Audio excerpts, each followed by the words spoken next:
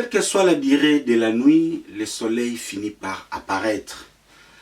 La vérité est tellement têtue, elle finit par prendre le dessus sur les mensonges.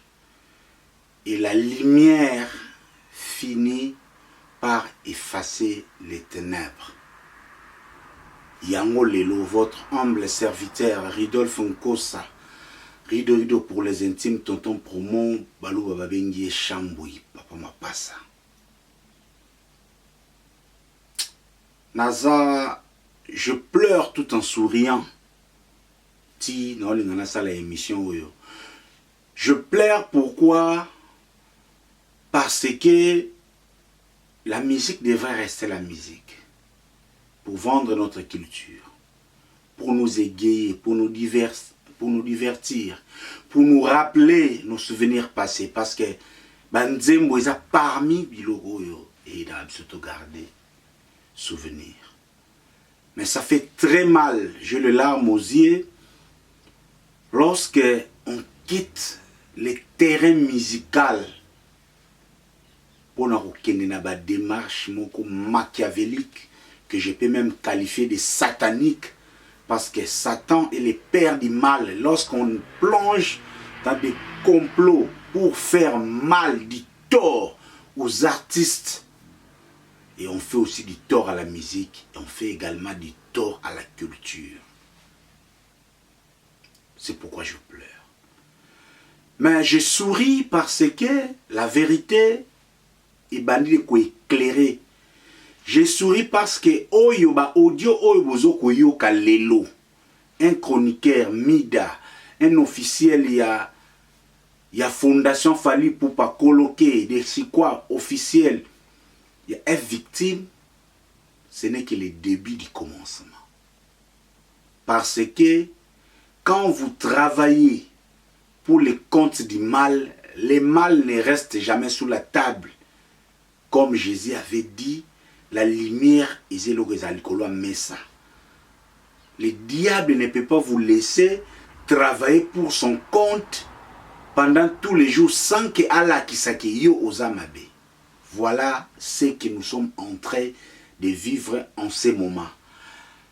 Une façon pour moi aussi déjà d'introduire cette émission, comme j'ai dit tantôt, Kofi Olomide plus que vainqueur contre l'empire du mal. Oui, c'est comme ça que je qualifiais cette grande entreprise qui est en train de détruire la musique congolaise aujourd'hui.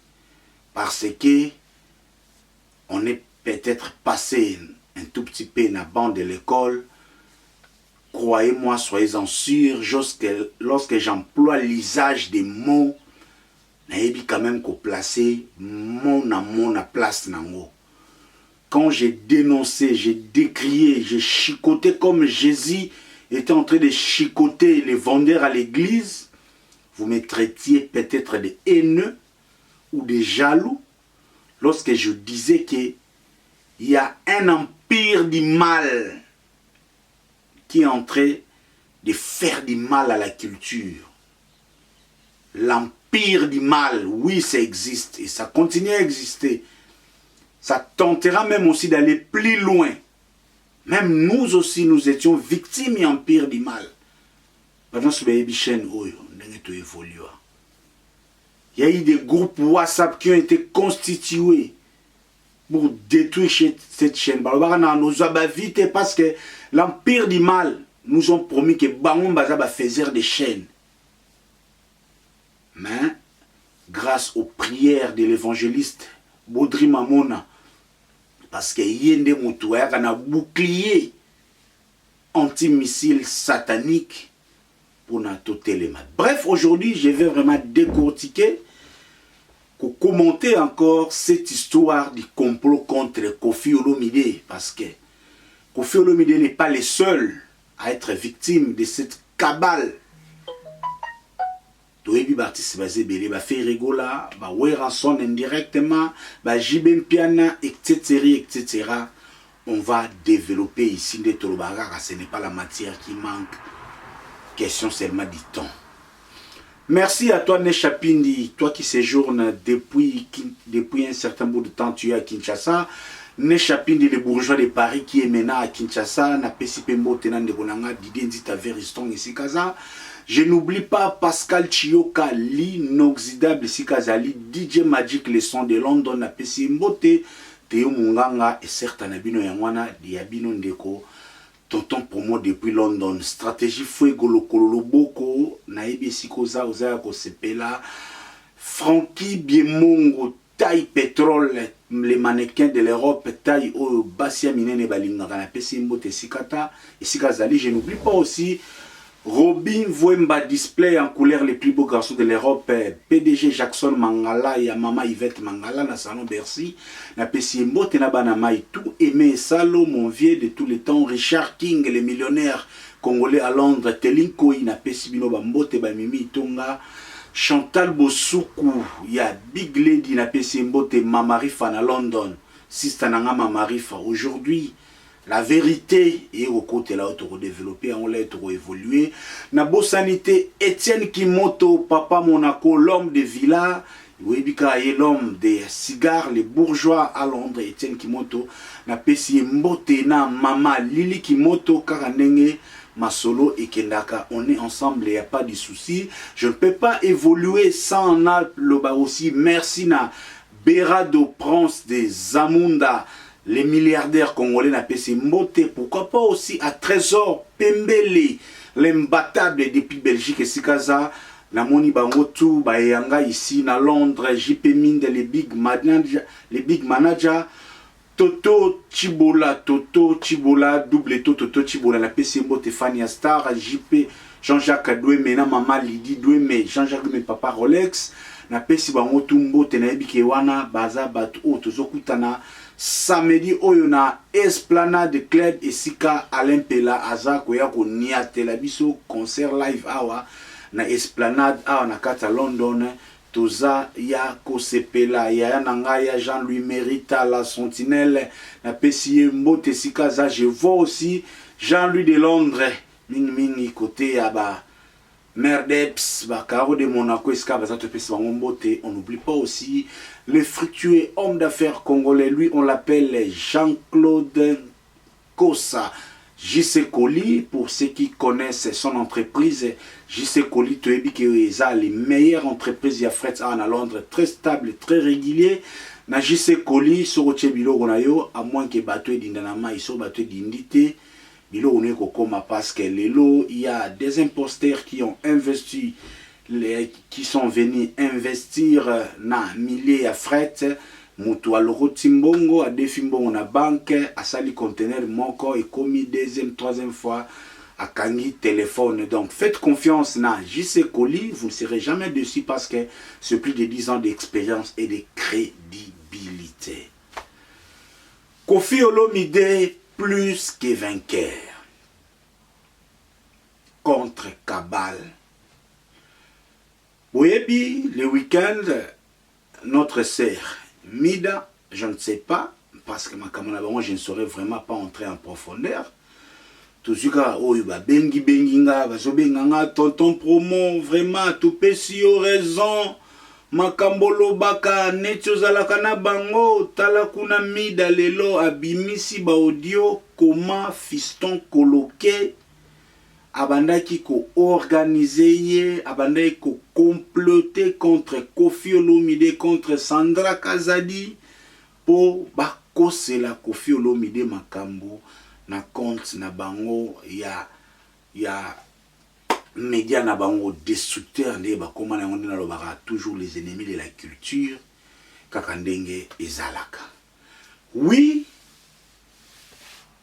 Ope Sanga raison, ce n'est que le commencement du début, Ope Sanga raison. Na Sarabino, yango bomonanga na tika analyse na ba chroniqueur, des prétendants chroniqueurs excellents ou intelligents qui soutiennent Fali Poupa, qui viennent avec des inepties, il y a chronique moko tengama à sens cynique. Yango na Sarabino ke nga na kipara susu analyste na koma na décryptage parce que décryptage est capable sans nazala pembeni ya Fally, sans nakutana na koloke, sans naeba Charleston, sans naeba Edi Badiata, otali na viseur bandi ko décoder ozomona mbala moko kitala bato aba okende boye encore déjà boye tandi a eloko ba beton po basala boye on bomona nga peut-être les ennemis de la culture bazolinga ba pesanga casquette ya mutu ya Ferregola. Non. Ezo sala ke entre Fally na Ferre Lelo, c'est Ferre plus qui est plus dans les activités musicales. Fally est plus dans la visibilité. Jusque-là. So sa tchenzembo vandi kuna ezo mataba millions, kuna bazo streamer, mikolo azali pe na ba concerté, il y a des concerts ratés pour des raisons oboyebi. Et jusque-là, il est dans ces histoires. Vous voyez même lui-même Fally Ipupa, il a parfois des vidéos à la répétition. Mais pour Michel, bino, boniko, nazo beb sawana. Donc ce genre de communication, moi ça m'emballe pas. Parce qu'un artiste, une grande star, ne peut pas se peindre comme un artiste orgueilleux. Ça déjà, biloko et kenarapona Fally à orgueil, Fally à ce qui ninga, je n'accompagne pas ça. Moi j'accompagne Fally Ipupa dans ses activités culturelles. Il y a un bimisi mon décortiquera yango, soka zana un grand événement na lobelaka yango, je pense même c'est 28, il est censé être ici à Londres, je vais encore revérifier, je vais rentrer peut-être demain ou un jour avant pour vous donner les détails de cette activité où il y a grande fête, il y a numérique, il y a musique électronique, et vous allez on a Londres, Davido, c'est une bonne vitrine pour la star. Donc vous continuerez à souffrir inutilement tant que vous me collerez gratuitement la casquette de Ferregola. Parce que Ferre est dans la musique. Et puis l'équipe de Ferregola nous font confiance. Son équipe nous fait confiance plutôt. Ils sont disposés à l'information. Marc Aouz, au Koubé, à 16h, la émission à 17h, 18h, il est là. Gino Liaki n'a contact à Kaye. Il est na ba caprice na selon Gino Liaki. Moi, je fais les activités anti-Fally. Et naïe, ça rappelle Gino Liaki. Je suis en train de vous aider à améliorer votre communication. Tout ce que on a son accueil pas ya Fally sur les amabe et zalaka lié na communication comme je faisais aussi pour Ferre. Je suis celui qui a fait les 3 erreurs de Ferre.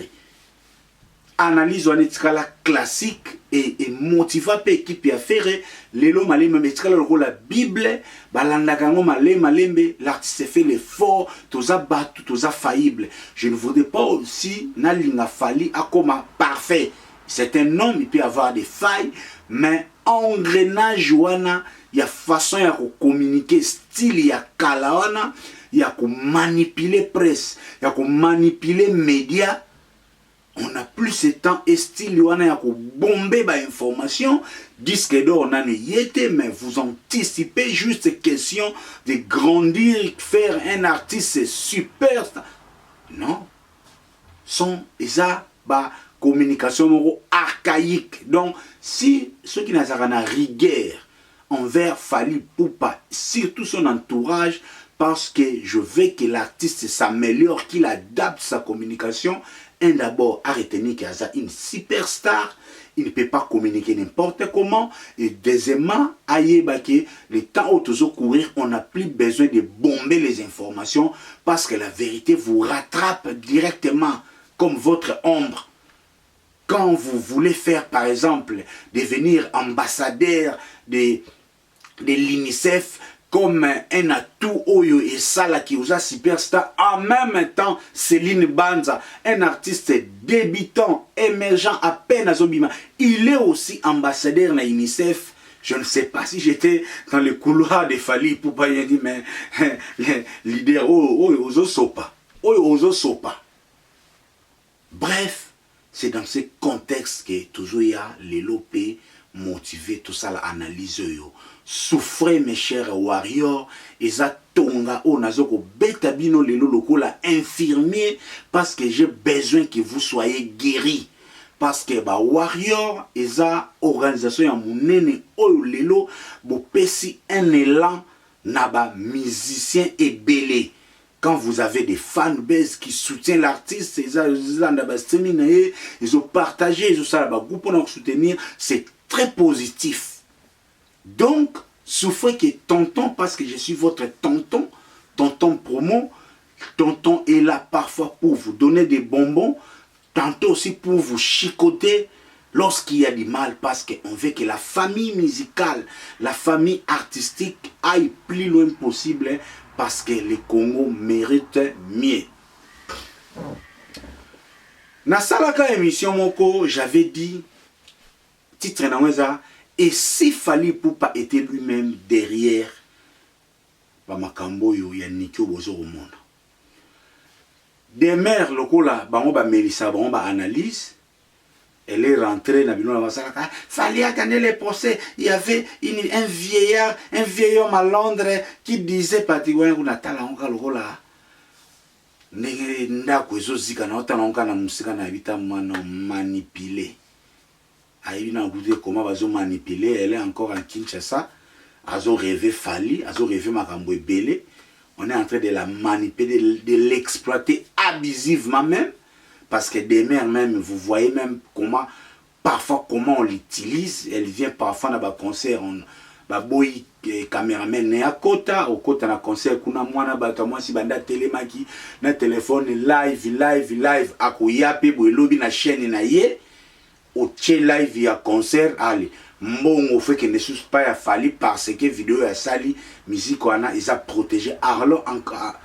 Pendant que l'artiste a la possibilité, ne fût-ce que de partager les revenus de ses concerts. On a fait, biloko a fait, concert a fait sur le parfois tu gagnes les 100%, il y a revenu en vidéo, parfois l'équipe de Ferrigola vous partage les revenus. Comment vous allez motiver au salaire? Allez, là-bas, vous voyez, les bases exploiter des mères abusivement. Non. Ça, ce sont des histoires qui doivent révolter même la jeunesse. Les lots, chacun en son coin. YouTube est à Batunianso, caméra à Moutunianso. Vous êtes musicien, vous ne saurez pas faire le travail que des mères font. Il faut respecter le travail de tout le monde. Il y a un moment où on a une vitesse de musicien. Il y a un star et belé péboué. Ah, tonton promo, ça là, bien. Oh, sur la présenté. C'est bon.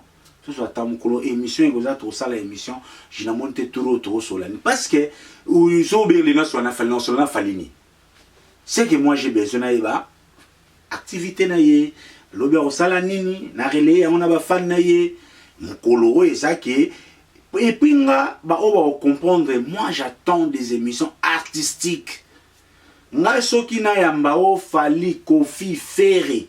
Exacte bablo on a bien ya kaka ana balamoko yo kiboye kuna balobi boye non ngai soki na ya no ya mbafali inspiration et loko yo nzembo pourquoi beta ki boye pourquoi oyemba ki mineur pourquoi accompagnement boye 80% oyo lobaka rapport les alaki nini yo salaki nini alesha salaki nini nane salaki nini Ferrigola to moni yo kuna na Guinée au sali improvisation na loge balamoko oyembeli première dame nzembo anniversaire mais na tali structure orchestre na okite ska drummer a pesigo pa bobando yemba na tali ka Ferrigola tali gauche tali droite pa babandi balamoko unisson na tempo normal makamtu normal na bi ngaba question na tuna quelle est la magie comment nzembo improvisation boye mbala moko na moni domer a pesigote lisukaka pa boke na émission ba émission nga nazela na ba leader ya ngwana donc nazala na nzala te ya koyamba Kofi ya koyamba Ferré ya koyamba Fali tout ça aussi longtemps j'ai vécu leurs informations bino bafana mozozo yango moi je suis satisfait yango nazo continuer ko rappeler ba spiritas boye biselanga Francis Dibaya c'est lui que j'ai plus besoin parce que tazara plus côté à héritier na ça l'émission na héritier c'est l'émission na héritier moi ça m'importe mais seulement Fonsi Dibaya azala disponible, tindelanga image, pesanga information, on a même la spiritas. Boye bisaka bango, ba collaborateur ya artiste merveille Rambo. Je n'ai pas besoin na force mana solana Kofi. L'essentiel na yeba quartier latin ba komi wapi yo arena toza wapi. Moi c'est ce qui me concerne. C'est ça le nez de mon souci. Je ne suis pas un complexé qui attend faire sa carrière n'a pas invité. Journalisme moi qui a la journaliste comme grand pour yamba papa Wemba, pour yamba Kester, pour yamba Kofi c'est dépassé. Voilà les RIA TV parce que na TV pour balanda yo ba chaîne des délais il faut yamba papa Wemba ou yamba nani yamba beaucoup les lots ils se taillent la grandeur des grands journalistes mais ils ont été fabriqués par les artistes. Les lots toi une nouvelle technologie information toi une dimension quelqu'un peut devenir grand sans ayamba un grand artiste. Il y a on s'appelle Ranadidi dit very strong parce que si on comprend des codes il y a Moussala il y a indépendance pour ba bêtise oyo ba coloquer bazo yela kabatu et la kabatu. Pourquoi d'abord na lobaka empire du mal parce que le tolo ba mokambu ba audio oyo bimi mida bimisi par rapport à coloquer parce que l'air na salaka un peu recadrage par rapport à coloquer vous m'aviez traité de nœud. Donc pour vous montrer que je n'étais pas haineux, ils avaient qui souci à culture et j'ai rêvé encore pour marteler sur ces dossiers. Et puis aussi longtemps que vous continuez dans les bêtises, moi je reviendrai toujours pour vous chicoter, pour vous rappeler les mal que vous faites dans la culture. Aujourd'hui c'est établi. L'empire du mal. L'empire du mal est un nini. Et ça l'artiste Fally Ipupa qui a fait très bien son travail, qui continue à faire très bien son travail sur le plan artistique. Mais seulement aujourd'hui, par rapport à succès, il y a un couronne par rapport à mon oiseau, ça la musique, Fally Ipupa ne se contrôle plus, il est maintenant dans les triomphalismes. Et c'est depuis 2018 à peu près, fin 2017, 2018, que communication il a fallu pour pas et baby c'est là où vous verrez que la naissance de l'empire du mal est comique au botama oyo et bimi ça va chronifaliste et ça va concept on a développé empire du mal les a d'abord Fally yemoro na likolo une superstar qui ne prend pas la dimension oyo Sikaya Zali il se laisse maintenant influencé par son entourage familial. Cet entourage familial ou amical qui est composé des gens en quête de végétariat, des gens en quête de l'honneur, des gens en quête de la gloire qui sont venus aux côtés de l'artiste pour profiter de la lumière de l'artiste. Oh lelo siko ba komi ko kota bouillabaisse poto poto oh lelo et comme il faut faire descendre l'artiste Fally Ipupa. Et cet entourage, Kelly Charleston, Coloqué, Eddie Badiata, Fergani, et que sais-je encore, et Jiki Tengekutu, il pas vraiment de bêtises, lui il s'occupe, Ming na fan, il y a YouTube, je lui fais exception. Vous voyez, qui ça, Soule Kauka, dans une certaine mesure aussi, il est un peu, mais Sorozu Pena, Kassik, Faucon et Empire du mal. Les premiers, il y a un seke penda ya minene, Kelly Charleston, Coloqué, Eddie Badiata, lui il est entre les libido, l'envie, donc moi bon, mais il est tout petit peu au milieu, mais parfois ce sont ces bango wana mutulelo skoyo, ils ont créé maintenant une politique qui a soutenir la chaîne Oyo déjà quelqu'un comme Vincent, c'est pas Fally qui a créé sa chaîne. Mais ils ont amené les Vincent, les Mumbaya, les Frank Stemai, les Ken Piana, Moutali Kassou. C'est au départ, à l'aube de 2018, ce sont eux qui ont été les acteurs majeurs, les pions majeurs il y a cet empire du mal. Il y a un même analyse l'air jazz kavulu abane ko ningisa Zaïre ezalaki analyse, ezalaki général, critique sévère. Parce que jazz pe azana mo attitude na imo boya linga pete ba kumba ye ayaki na ba alingsa za na soko ke ma ba beti ok ba beti ba nego ki pete. Mais maintenant l'entourage de Fally Ipupa qui ont fomenté cet empire du mal, ba qu'est-ce yo ba ken banano ana bazui papa ba komi muto azala ki proféré. Prenez cible, c'était Ferregola. C'était Ferregola. Bomona ba Gloria Olangi ba kendaka na faire pour la promotion Angola après komi Gloria na ba bêtise kubanda ko vilipande faire ya kabakate faire azaninte boya koto ba lokoti ba Marie-Laure ba Grâce Mbizi. Et l'empire du mal a pris corps dans les médias, ça constituait le chronifalisme. Là où les journalistes est devenu chronifaliste. Donc, une chronique taillée sur la mesure de Fally Ipupa. Objectif, qu'on peindre Fally Ipupa comme le seul artiste compétent au Congo, peindre Fally Ipupa comme le seul artiste professionnel au Congo, faire de Fally Ipupa l'artiste de l'innovation.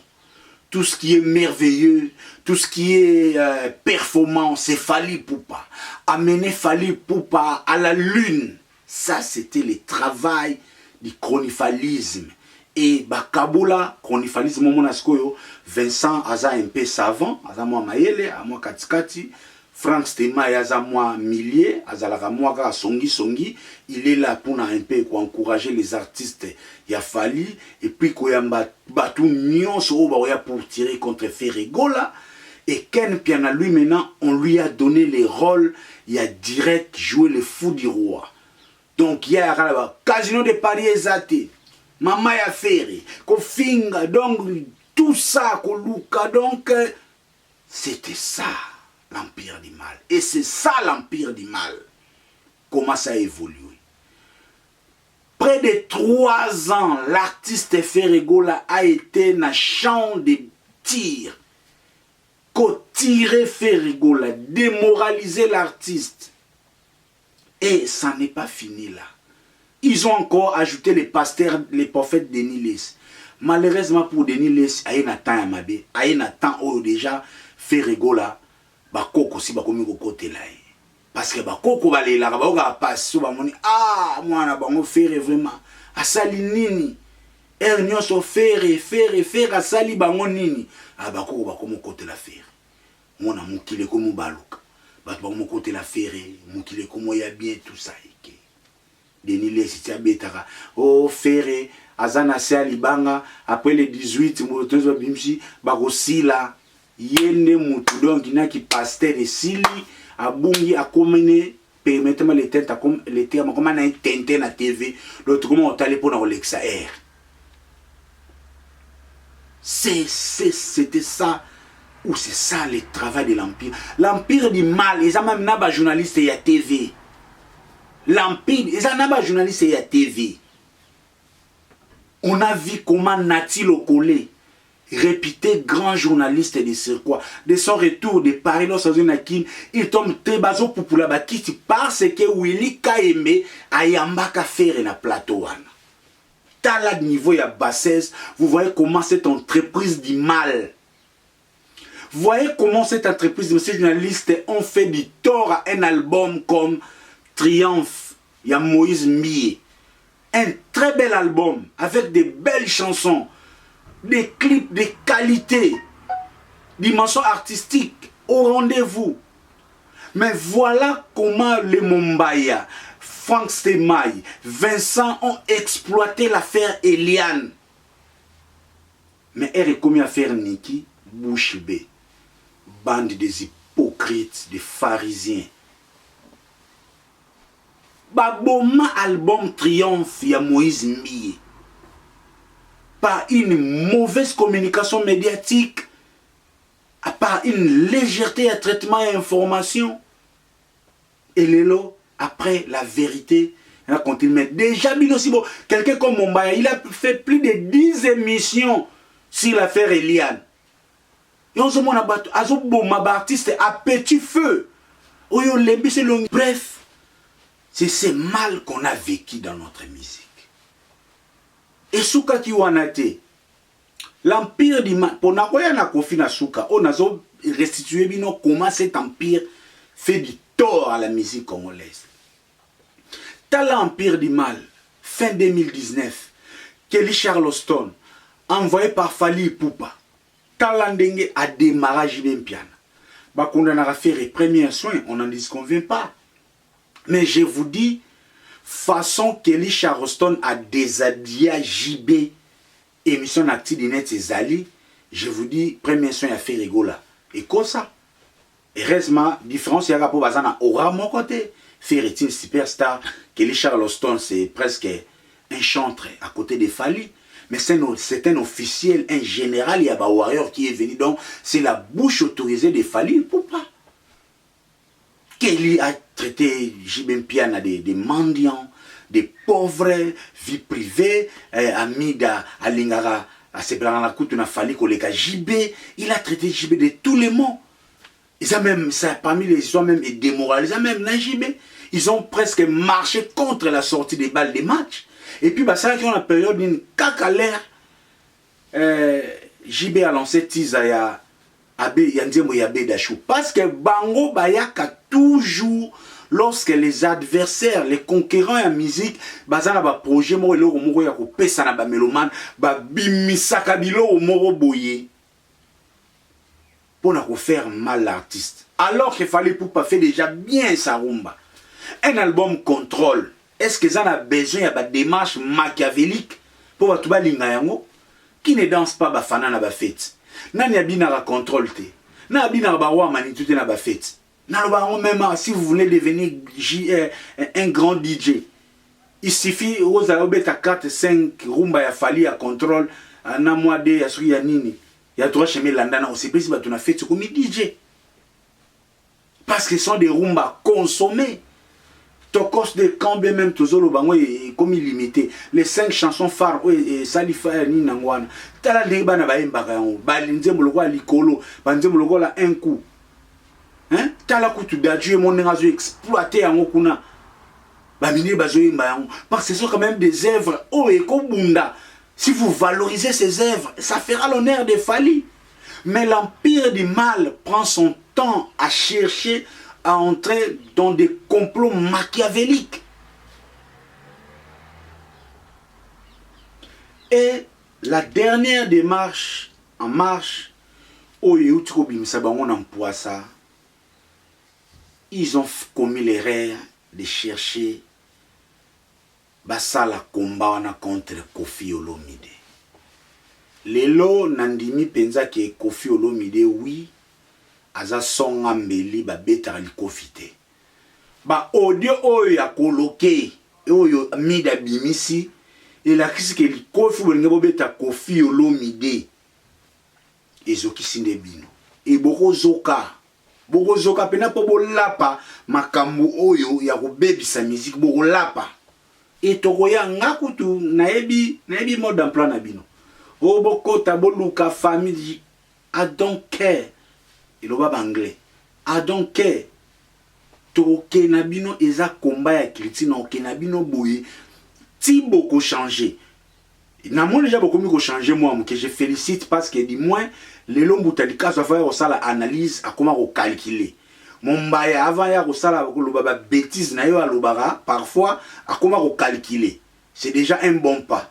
Vincent qu'on a tout le monde Nicolas comme na ko bendana a comme concentré na nina mama Olive Frank Stemaipe a komine mutawazekwa na pasteur Denis Lesenalité ya kanda donc toujours comprendre quand beaucoup zonga quand même na mulongo mais il faut pena bozonga na normal na yenge zola pour ça la promotion d'artistes nyonso parce que c'est les médias qui accompagnent la musique. Les médias n'accompagnent pas un artiste, les médias accompagnent la musique en général. Je disais, dernière démarche en date, il y a Empire du Mal, ils ont commis l'erreur de tomber sur Kofi Olomide. Les nez de l'affaire, né dans le Bagango, You Arena.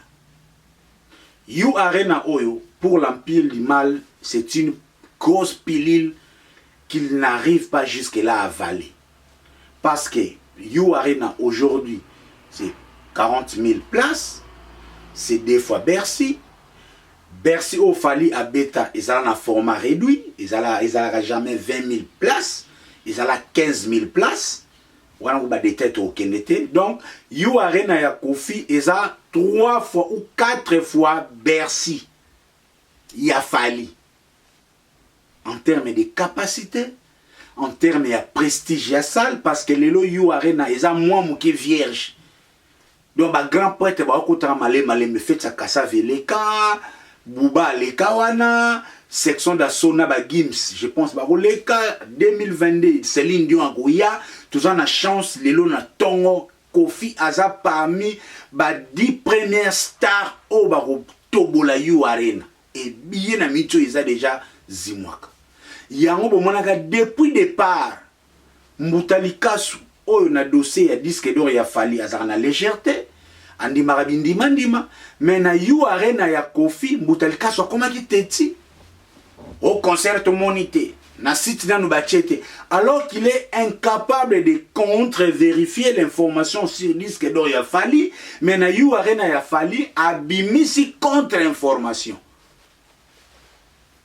Bande de sorciers, ennemis de la culture. Heureusement, la vérité, il y a tout le monde a babillé. Na tongo déjà, il ba mekamed. Kofi Olomide le quoi très fort. Il a survécu, l'élo biais takama parce que calcul na bango ezaiki que diaboliser Kofi Olomide dans leurs rêves. Bakanisara ke c'est Fali ne mutaza l'élo na top. Azana ba fan belé, ils sont capables d'empêcher par exemple You Arena et ça la plein pour et il faut que baby sa relation na Kofi ba warrior ba somba ba tickete parce que les banaki campagne on a quelques fanatiques aveugles ba comme quoi annuler ba billet ya You Arena c'est ça a réconforté l'empire du mal ba bi OK toujours Kofi to saboter concert en haut. Et la affaire Niki étant très mal gérée, lorsqu'ils ont perdu le contrôle de l'affaire Niki, parce que dans la salle analyse moko, parce que Fali pour parler on pas ya popol mo pasola. Pour la Fali, balobele bien balobele mabe etala été et anions sur la publicité. Même l'herbe monaki maramba Niki bani. Pour naye abane ko sepela. Pour lui, l'affaire Niki lui servait et distraire Batou contre l'album Moussous ou le projet Moussous. Parce qu'à l'époque, ils allaient qui censé Harmonie et Bima dans la période ouana. Mars-avril. Harmonie, bien Dynastie et Bandaro Bima allez. Funguli à faire Niki. Perdre le contrôle lango pour se sauver. Lingi, Bazwa, Bachampoka.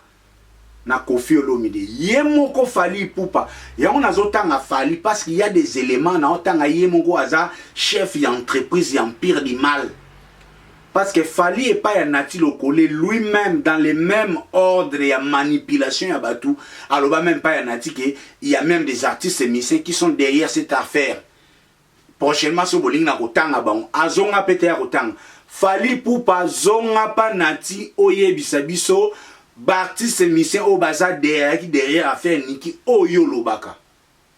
Tout bando kena bino boui. Zonga pa nati oye bisabiso a musicien Oyo parce que lelo audio ya Mida et uto la kisake Fali yo na entourage na bo koseli Kofi Makambo.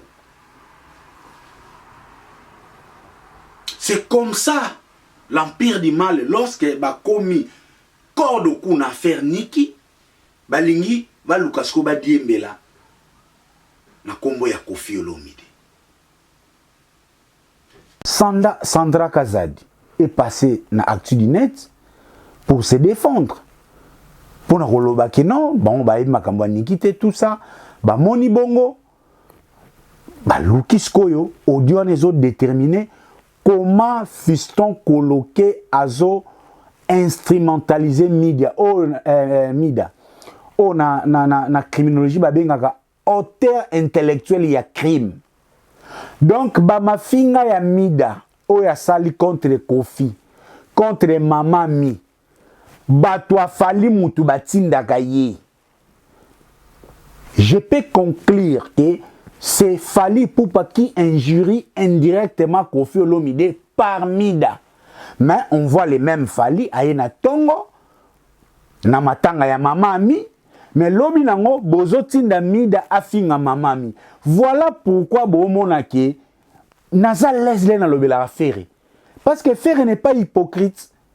Ana posa te na Guinée kuna ba pesa na mbote ya po ba laksa batu lobi asala ku. Non, il n'est pas hypocrite, il est vrai. Il est vrai. Tala degré ya méchanceté un Fally o azoya na matanga ya Koffi kolelisa Koffi mamami, mais les mêmes entourages de Fally utilisent Mida pour la kofinga mamami même après sa mort. Ce qui est grave.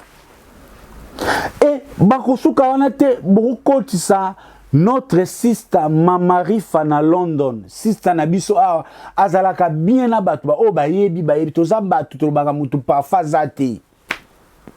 Non, Mamarifa si ko za na pesi yo raison.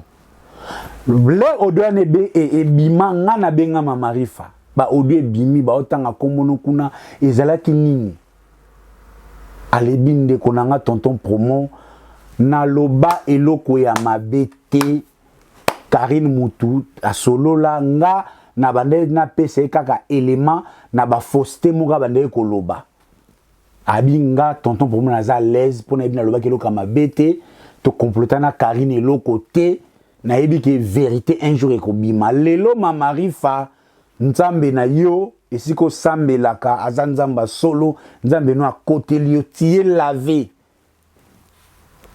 C'est comme ça que l'empire du mal cherche à faire du mal à Koffi Olomide. Bakotisina ba Karine babuya bez nyonso bozo ko mona mono ezo kota basali na ba déter kuna nga otala ngotena oka ngonkele. Je n'ai même pas besoin d'aller dans les détails. Mais les autres, c'est seulement démarche et empire du mal, comment va fonctionner. Les audios. Tous en avez audio à Koffi Olomide. Heureusement, Koffi Olomide a fait un mobile. Fallait aller à beta yeboy. Oh, il y a des artistes, bazana simanango parce que l'homme se zaba code. Autant mais les gens savent insinuer que Fally Nenga Lobi Boye, ils s'adressent à Koffi. Il y a une communication, même surtout à Congolais, Rwandais à Wazate. Moupaya Zate. Fally Tiazoloba, il y a un artiste derrière, les gens insinuent Koffi Olomide. Et Koffi Olomide aussi a grand stratège. Na Tongo, émission à Vincent. Kaka na batu na bino ba konifaliste émission na Vincent a balé ba propana et puis aliebisi mukili ke yene mutatinde la ye message ya anniversaire Fally a répondate grand frère non atni le message ya anniversaire au répondre te bato ba yebi français to lo ba yo oza impolite bon lokola ba star ba za impolite to longolika impoli loko eza Fally. Mais ils ont acte bien été. À moins que Moutouana au moins un message net mais l'air c'est commis par politesse ou répondre quand même aux anakandanaye. Et surtout que c'est une histoire fondée de toutes pièces. Nous sommes Zoua, il y a eu Arena. Nous sommes Zoua, jalousie. Au fait de compte, c'est vous qui êtes les fanatiques révoltés. Au fait de compte, c'est vous qui êtes des haineux, coloqués, Charleston, c'est vous qui êtes des jaloux, c'est vous qui êtes des haineux. Comment beaucoup créer une telle entreprise? Comment? Si vous êtes déjà normal, normaux plutôt. Ah oui, ceux qui analysent article qui parasusté. L'essentiel c'est de comprendre. Les pigeons, la pigeon, vous voyez que l'empire du mal existe.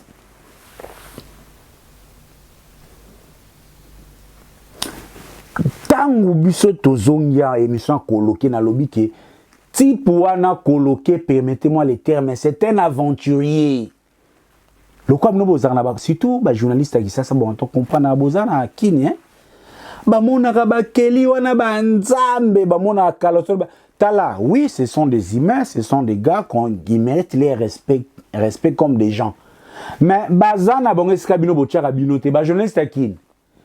Kelly, Koloke, di badet akobongisa na ye yoti.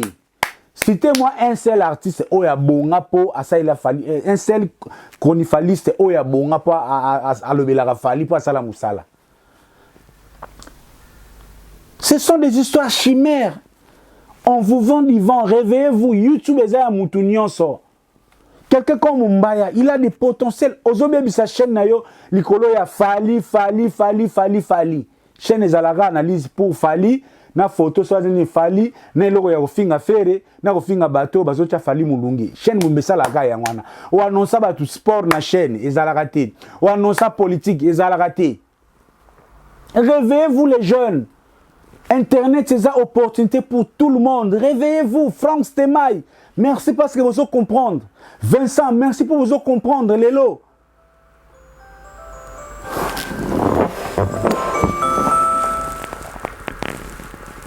Ken Piana. Fimbo na fimbo, eza chaîne na yo. Ce ne sont pas ba royaume basala ba chaîne, eza ba émission bino bo chaka.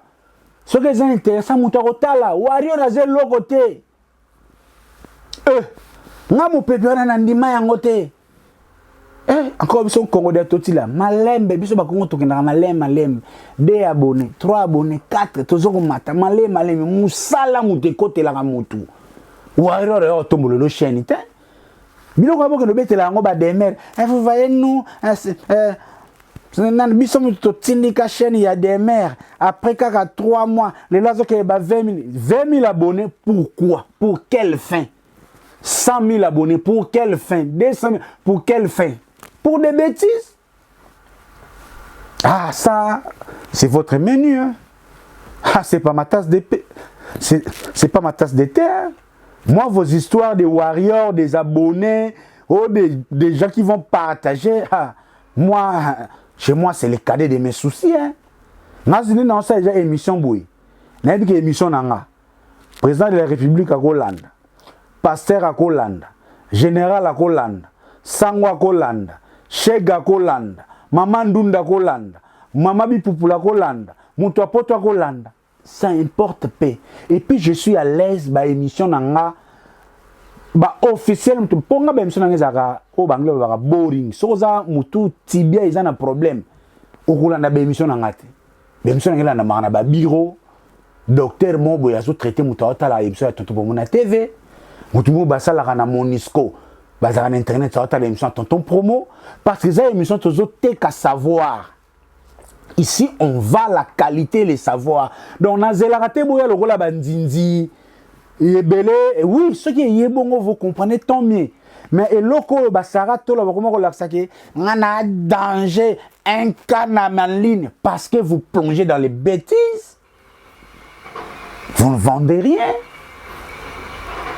Yango bozo se compromettre inutilement les lolobaki a lobo komi be lobuta bozana constance te.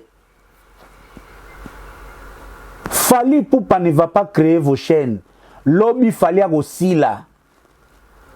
Carrière à Montessier, il lui-même Fali est conscient. A loba yango et pas ya Mark Tab na mika Mark Tab que so qui a tchaka ba caché na cher pour lobby à ko vider. Ce qui lobby fallait asili yo journaliste a fali chaîne e kangama eza biloko to bandeko lobby la bandeko na biso mige niema depuis na tongo mige niema esio ye poto zala ouvert to boite lobby la fali oui mais lobby la ba artiste nyonso au mona musala no ekende liboso lelo mige niema musala ke liboso te asali studio te akoma yamba mutu nyonso akoyamba ko yamba seleo akoyamba nani akoyamba tout le monde mige niema lelo azana respecté. Non litambu, alors ça la musala pour tout le monde. Azana respecté. Ado yui, alors ça la musala pour tout le monde. Azana respecté. Vous croyez que si vous travaillez pour Fali, bah 1 million de vies ouais bah nzembo Fali et écoute na ba chaîne nabino. Mais vous rêvez debout. Réveillez-vous. Vous rêvez debout. Cela démontre oh na lobaka quelqu'un comme Mida na lobango. L'air makambo ya ba procès à Kofi elinga sobima naga otem na ebisaka bino Mida alandaka et puis toye banaka. Est-ce que Mida olam kanaton bina ci RFI? Hein? Mida bina olam sa acha RFI ayoka bina information RFI. Bon, on a bien dit que la analyse sur base d'une information humaine à RFI. On les a mis d'attente. Bah, pessier ko pesa. Koloka bengi était au moniteur lobby côté émission démarrer vieux pour ce n'est toujours capable de luka mayu arena. Même makambo mumbaya heureusement na recadra et sa zongandaku. Na abandé ko ya tendance non fallait à mieux exporter la musique que les wenge. Ce sont des chroniques oyo Kelly Ameli Charlson Ameli Sarabango. L'air Kelly a bandagi pas Vincent qu'on a le l'homme invisible azon ministre donc Kelly ils ont fait rêver ces jeunes, ils ont exploité, ils les ont manipulés na façon que les raillés moi je suis au Canada vous voyez quand vous faites ça fali donc bango le quoi peut bazan bango na kin to le vite que kin est arrêté mais ils ont différent na poto. Hein, Moutou a na poto ça y est une réalité à Roka Kelly Moussous. Et c'est comme ça que Mombaya est tombé très bas, Koloba Biloko qui ne contrôle pas.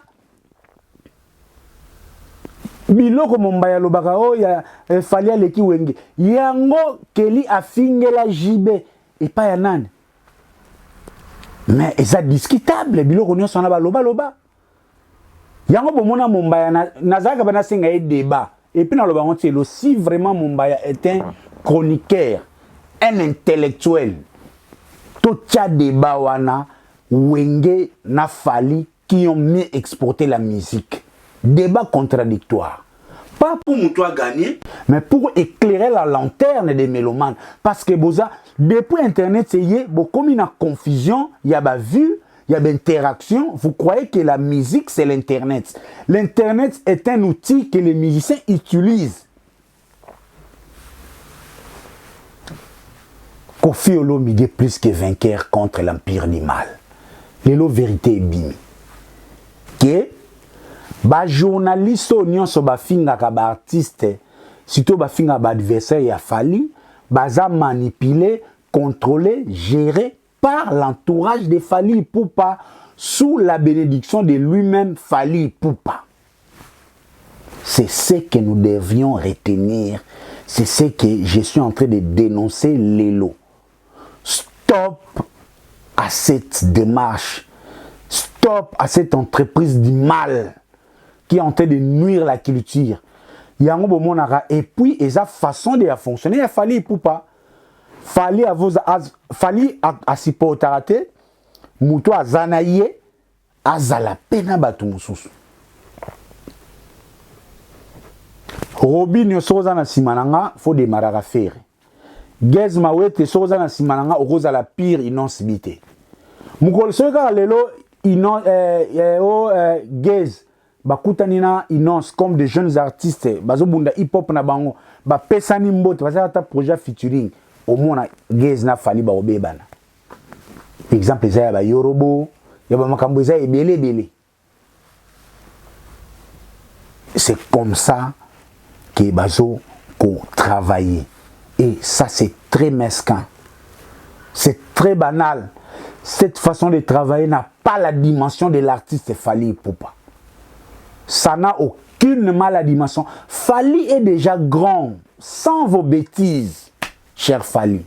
Fali nous a aidé ici, nous a eu une difficulté contre la musique ivoirienne, la nigérienne.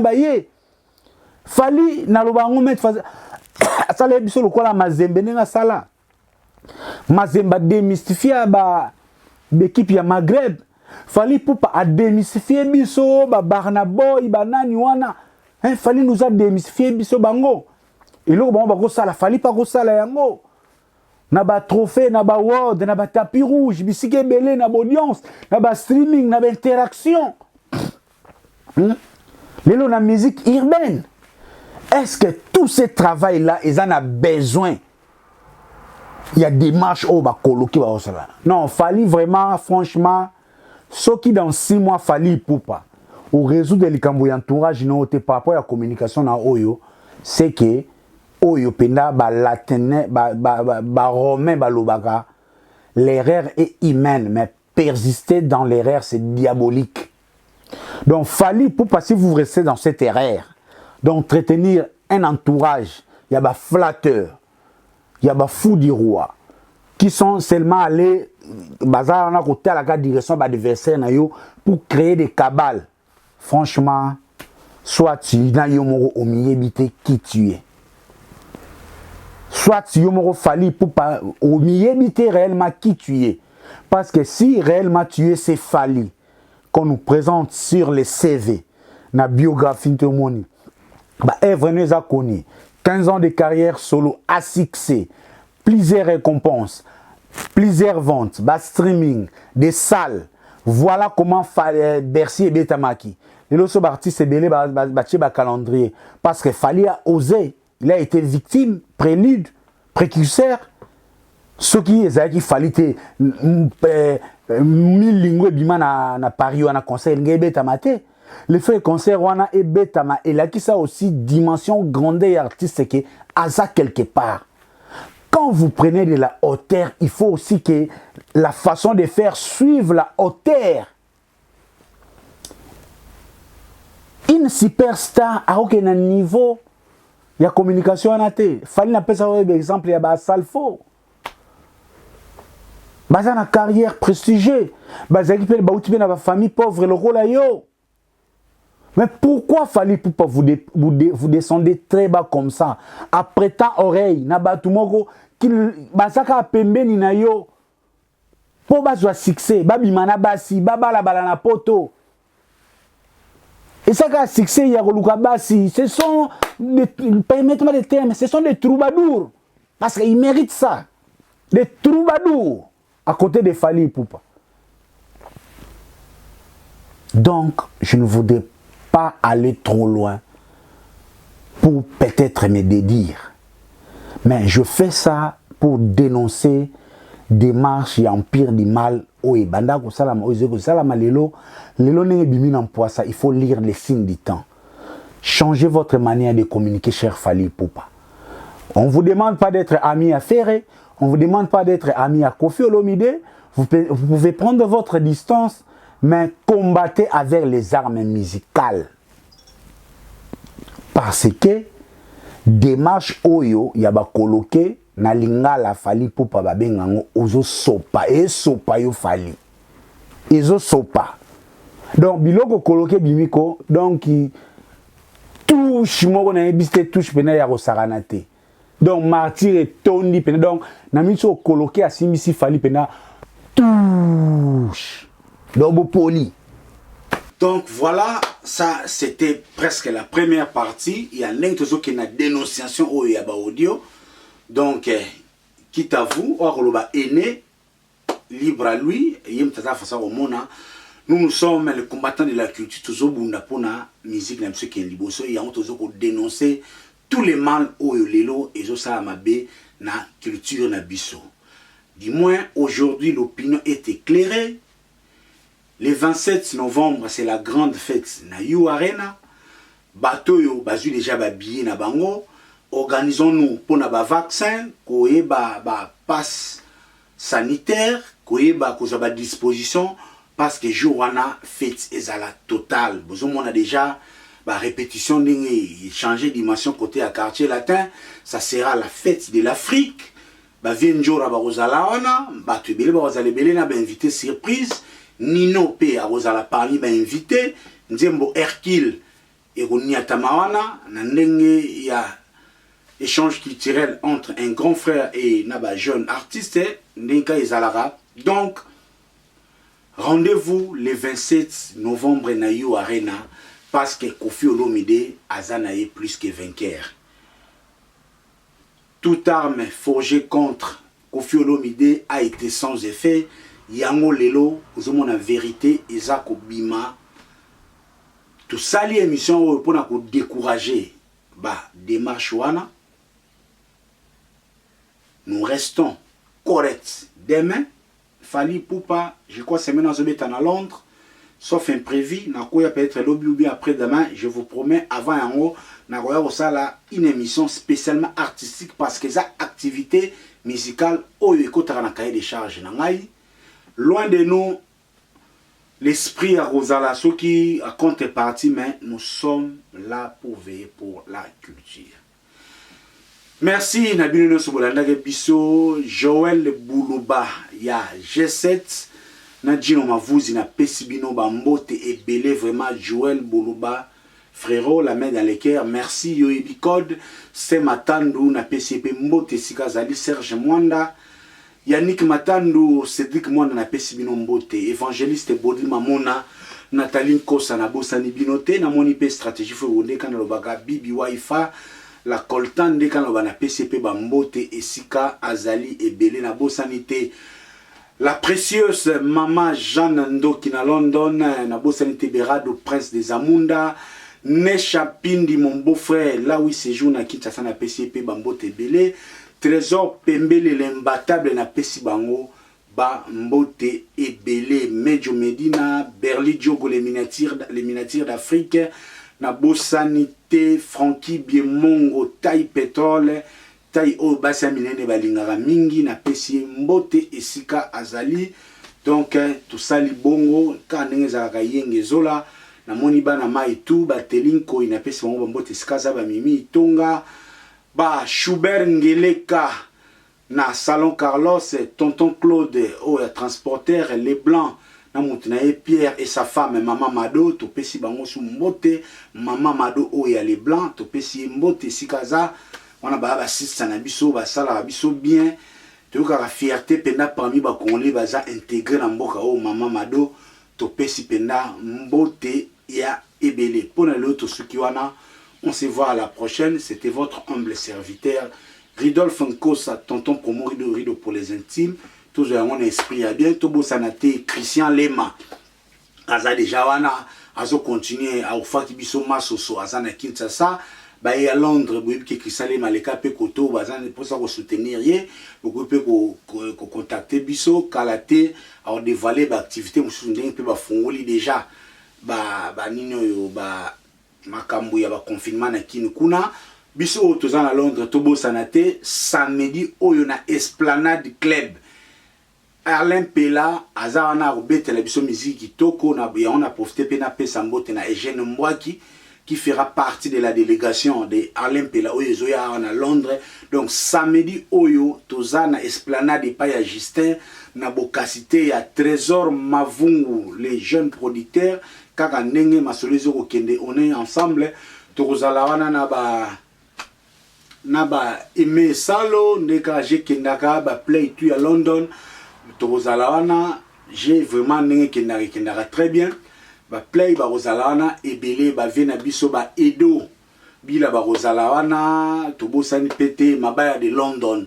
Ba Rosalawana, mabaya de London, ba Rosala. Pourquoi pas aussi Michaud Immeuble. Michaud Immeuble à Rosalawana, Tobosanate le 28 oyo, eza anniversaire ya Michaud Immeuble. Na restaurant Belle Congolais, les plus beaux restaurants de l'Europe. Quand n'engé zalaga donc. C'est ça quoi. Donc, Etrel Tolobanini, Freddy Mayas, la force tranquille, Topesi Bambote et Belé, Sikazali, Yangandeko, on ne l'oublie pas. Donc, Topesi Bino, big salutation. Mamari Fana London, Zala tranquille, Sista Lala Pungia Babelbe, parce que Nzambe Noazo Sala, Chantal Bosuku, Tobosani Pété, pourquoi pas aussi Roi Zulu Balo, Topesi Mbote. Mkonze intégration, Roi Zulu Balo, to PC Penambo, tes frérots, on est ensemble, il n'y a pas de souci. Pour le reste, tout mon ami, la prochaine occasion, c'était votre humble serviteur, Ridolphe Nkosa, pour les intimes, tonton promo, Balou Bababengi, Chambou.